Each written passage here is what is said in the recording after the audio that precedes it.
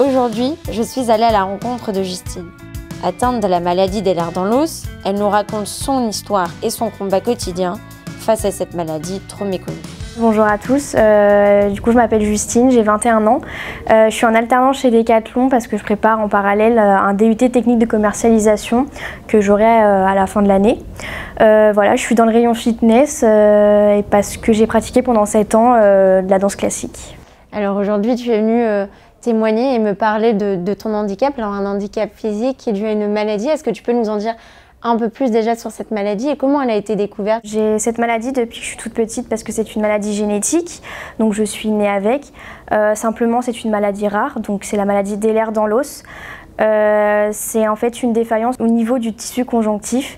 Le tissu conjonctif, il faut savoir que ça représente 80% du corps. Donc à ma naissance, pour la petite histoire, mes parents savaient que j'avais un problème parce que je me plaignais beaucoup étant petite de douleurs. On ne savait pas trop ce que c'était, j'avais mon médecin traitant qui me disait non, c'est rien, elle veut juste quelque chose. Au fil des années que je grandissais, je me suis rendu compte que j'avais vraiment quelque chose de pas normal. Je me plaignais beaucoup plus que des petites filles autour de moi. Je savais que j'avais mal. Déjà, je me faisais énormément d'entorses, je me luxais énormément les articulations. Et vers l'âge de 10 ans, je dirais, parce que c'est un peu flou encore, j'ai été voir mon médecin traitant lui disant que ça allait plus du tout, qu'il y avait forcément quelque chose, qu'il fallait trouver quelque chose, parce que au final, on n'a pas souvent envie que les médecins nous trouvent quelque chose, mais arrivé à un point, on sait qu'il y a quelque chose et du coup, on veut qu'ils trouvent pourquoi on a mal. Et en fait, la seule réponse qui a été, c'est que j'étais une personne dépressive qui veut seulement l'attention de ses parents. Du coup, je faisais des caprices. Alors, on m'a mis sous antidépresseur à l'âge de 10-11 ans. Donc, ça a été très dur parce que j'avais ce sentiment de pas être... qu'on ne me croyait pas du tout. Mais j'ai eu la chance que mes parents me croient parce que j'étais pas une fille justement capricieuse. Quand j'allais dans les magasins, je ne demandais pas à avoir du chocolat, par exemple. Et du coup, mes parents ne l'ont pas cru, ils ont limite balancé l'ordonnance des antidépresseurs à la tête du médecin. Après cela, j'ai décidé de changer de médecin traitant parce que pour nous, c'était pas possible. Voilà. Et j'ai fait la rencontre d'un médecin traitant qui m'a envoyé vers un interniste dans un hôpital. Et c'est là qu'en fait, on a découvert que j'étais atteinte de la maladie des lers dans l'os.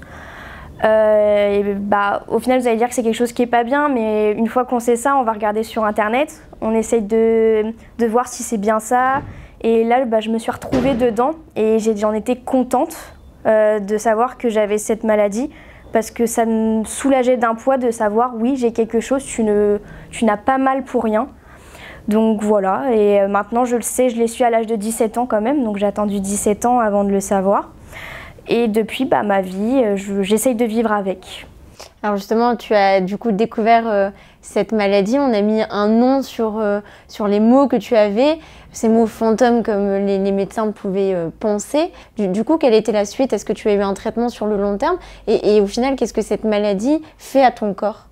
Alors, j'ai pas eu de traitement sur le long terme parce qu'il n'existe pas de traitement qui peut soulager mes douleurs. J'ai seulement quelques petits outils, on va dire, qui peuvent me soulager. Comme par exemple, je suis sous oxygène.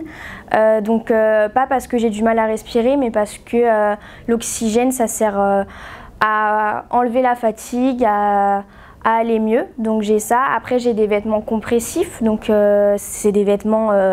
qui font la taille d'un enfant au final, on a beaucoup de mal à rentrer dedans. Et niveau traitement, c'est surtout des cachets très forts en fait, je suis plus moi, je suis, pour dire le mot, je suis shootée. Et malheureusement, en fait, je suis bien quand je suis shootée parce que on est dans un autre monde en soi, donc pas shootée mentalement, c'est juste mon corps qui est un peu, j'appelle ça comme ça, un peu guimauve. Et au final, je ne sens plus mon corps et c'est ça vraiment qui me fait du bien. Après, comment je vis mon handicap au quotidien, comme je peux. C'est le regard des gens qui te...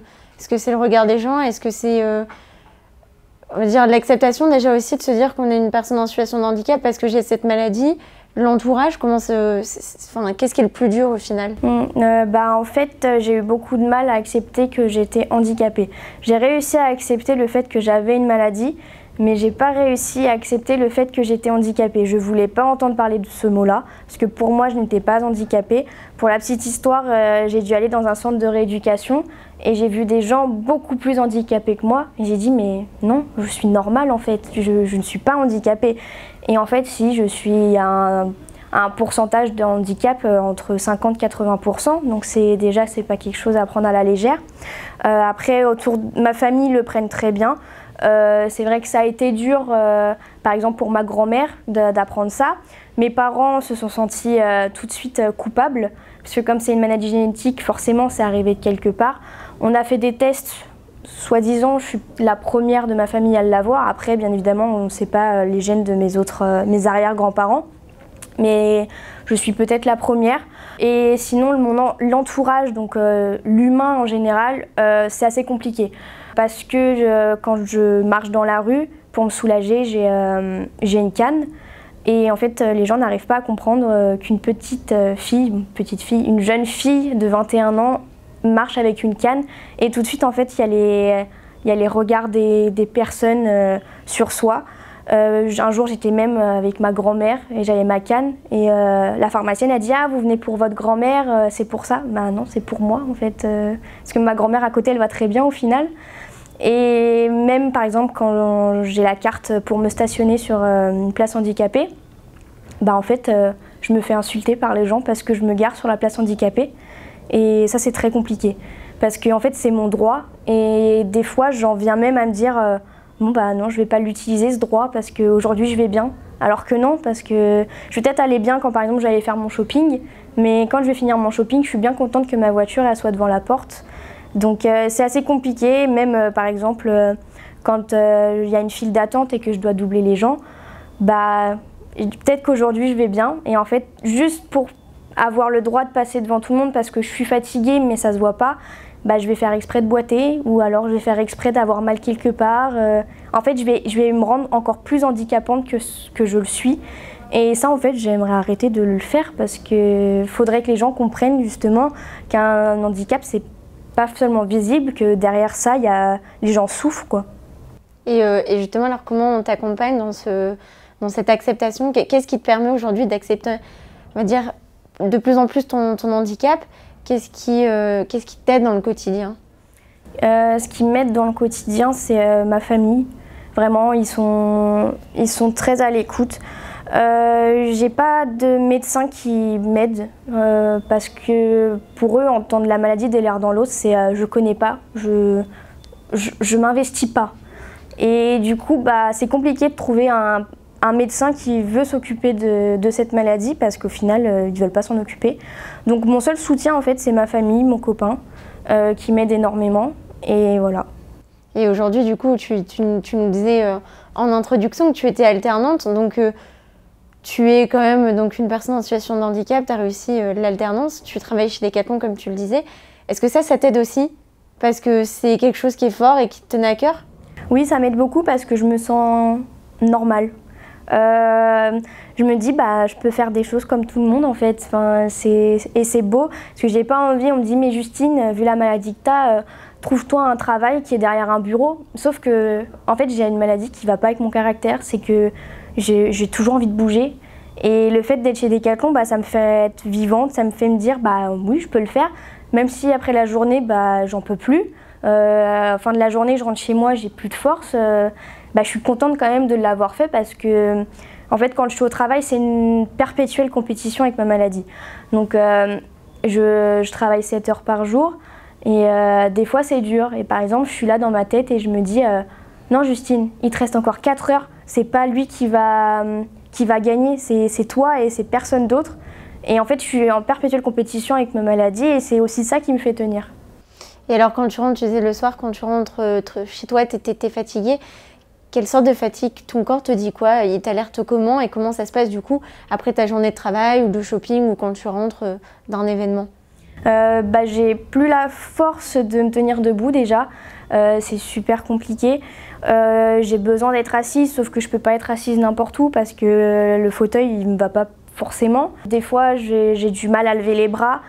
Du coup, j'ai de l'aide de ma famille pour me coiffer, par exemple. Et ça, c'est compliqué aussi. À 21 ans, savoir qu'on doit couper ta viande, faut tout aménager. Tu peux pas prendre le verre à la bouche, donc tu bois avec une paille. La personne te rapproche ton verre pour que toi, tu tendes la tête pour boire.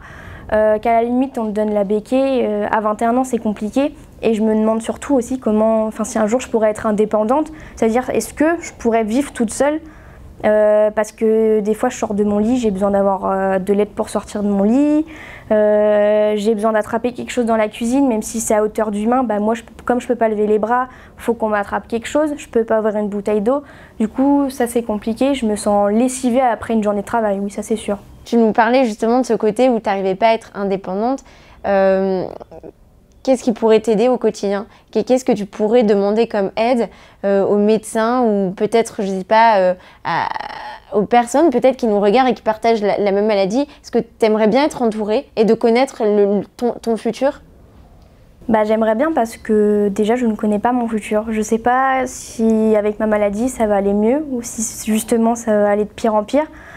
Surtout que quand j'étais petite ça a commencé par des douleurs dans les épaules, seulement aux épaules. Et plus j'ai grandi et maintenant ça se répand sur tout mon corps. Donc est-ce que ça va aller mieux quand je serai plus âgée? Est-ce que ça ira de pire en pire? Ça je sais pas. Et en fait je sais même pas comment on pourrait m'aider parce que j'ai envie d'être indépendante. Donc j'ai l'impression que la seule solution c'est d'avoir toujours une personne à côté de moi. Mais j'en ai pas forcément envie non plus parce que je suis quelqu'un qui a besoin de s'occuper de soi-même. Je n'accepte pas le fait qu'on m'aide à un point où on ne devrait pas m'aider. Donc voilà. Et justement, quand tu as tes moments à toi, quand tu es toute seule, quand tu peux faire quelque chose et que tu y arrives, et que c'est ces petites victoires, qu'est-ce que ça te fait? Ça me remplit de joie. Parce que je me dis, mais j'ai réussi. En fait, j'ai réussi à faire quelque chose. Et en fait, des fois, c'est bête, mais ouvrir une bouteille d'eau, moi, ça me fait du bien. Je me dis, mais oui, aujourd'hui, j'ai réussi à ouvrir une bouteille d'eau. Et les gens, des fois, me regardent, me disent, mais normal, tu ouvres une bouteille d'eau. Non, moi, c'est un exploit d'ouvrir une bouteille d'eau. Et j'en suis contente. Et je vais même le crier à mes parents, regardez, aujourd'hui, j'ai ouvert la bouteille d'eau. Enfin, ça fait du bien. On le sent dans ta voix, là, on sent ce petit moment de joie dans tes yeux. Et je sens que ça te fait du bien de le dire. En tout cas, je sens que cette maladie, c'est d'un côté un poids pour toi, mais de l'autre, tu te bats et on sent toute ta force et ta détermination. Et cette force et cette détermination, elle vient d'où? D'où tu vas la chercher et comment tu pourrais, à toutes les personnes qui nous regardent justement, leur dire de s'accrocher autant que toi, tu t'accroches face au combat de ta maladie? Je leur dirais de s'accrocher parce que beaucoup de gens qui n'ont pas de handicap sous-estiment les personnes handicapées. Et au final, moi, je trouve que les gens en situation de handicap se dépassent encore plus. Et en fait, il faudrait que tout le monde comprenne qu'on est en double compétition. On veut tellement arriver, tellement prouver aux gens qu'on est fort, qu'au final, on est des très bonnes personnes. En fait, moi, je dirais même qu'on est des gens en or parce qu'on va essayer de tout accomplir. Et faut toujours en fait se battre, faut pas laisser la maladie l'emporter, même si des fois il faut avoir ses coups de mou, je le dis clairement. J'ai eu plusieurs fois où j'avais envie d'abandonner, d'avoir des traitements, j'étais vraiment tombée dans un moment où j'en pouvais plus et il m'est arrivé des fois de dire à ma maman mais en fait je préférerais avoir une maladie où je vais mourir.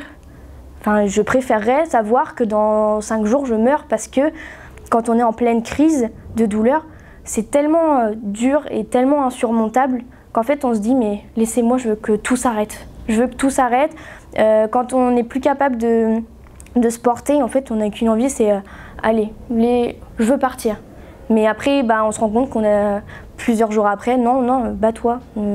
Pourquoi tu dis ça? Il y a plein de gens qui ont des maladies justement où leur vie est engagée et toi en fait tu as la chance de vivre.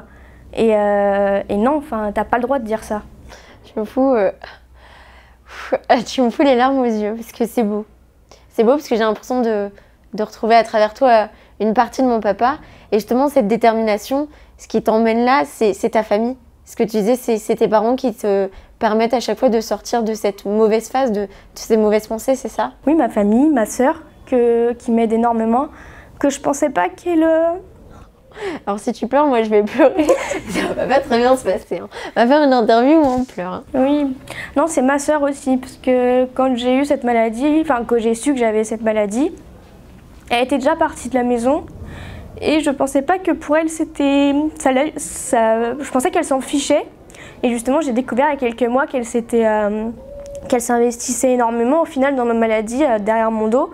Et je ne le savais pas. Et en fait, ma sœur, c'est quelqu'un... c'est tout pour moi. Elle m'aide beaucoup. Et par exemple, ma sœur me donne beaucoup de force aussi.